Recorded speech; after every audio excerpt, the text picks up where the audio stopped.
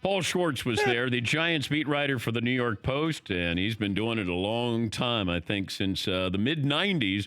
And I can't help but wonder what you think those Giants fans are feeling like today after what they witnessed last night, Paul.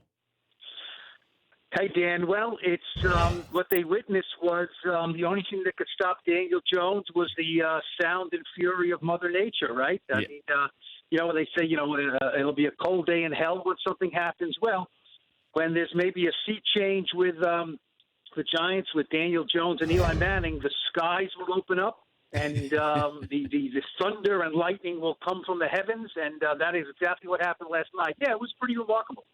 Do we know any more about Daniel Jones today than we did 2 days ago?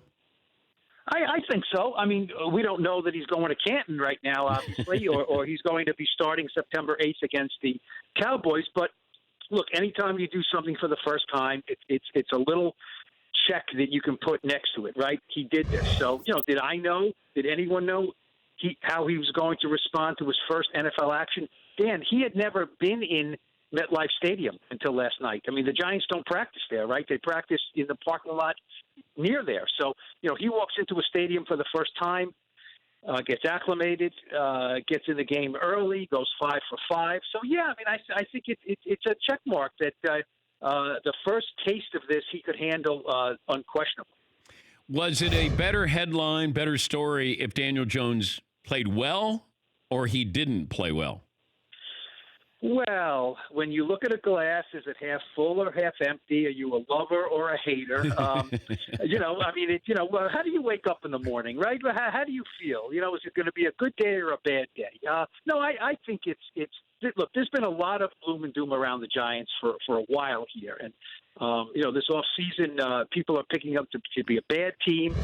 People mock the Daniel Jones pick at number 6. So I think if he goes out there and goes 0 for 5 with 2 interceptions, it's just more piling on. This was awful. Dave Gettleman's insane. This team is going nowhere. So hope springs eternal in August. It should anyway, right? And when your rookie quarterback has a perfect passer rating, it certainly fuels some of that. And I think it's good for business in our point of view anyway. Did anybody ask Eli what he thought of Daniel Jones' performance?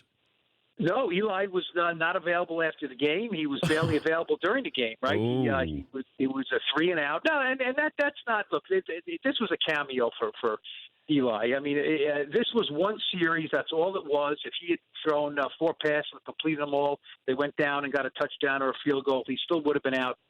So, but look, the juxtaposition of this is hard to ignore. Eli comes in, goes 3 and out. Daniel Jones comes in, lights it up, and then the skies open up, and there's an hour rain delay, and they take him out, and and that's what we're left with, right? That's what we're left with. So what we're left with is pretty good meat on the bone here to chew on. What are the expectations of this team?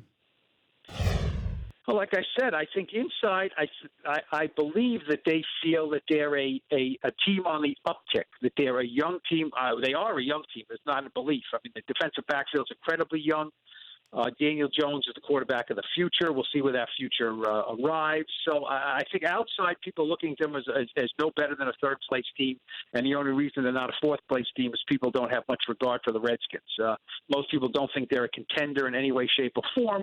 I think they could sneak into the picture if a lot of things go well. And that's the problem with the Giants is you can make a case that they can win 8-9 games. You definitely can, but you have to list about 5 or 6 things that have to go well that aren't proven, that could go well, but that have to go well, and that's a slippery slope.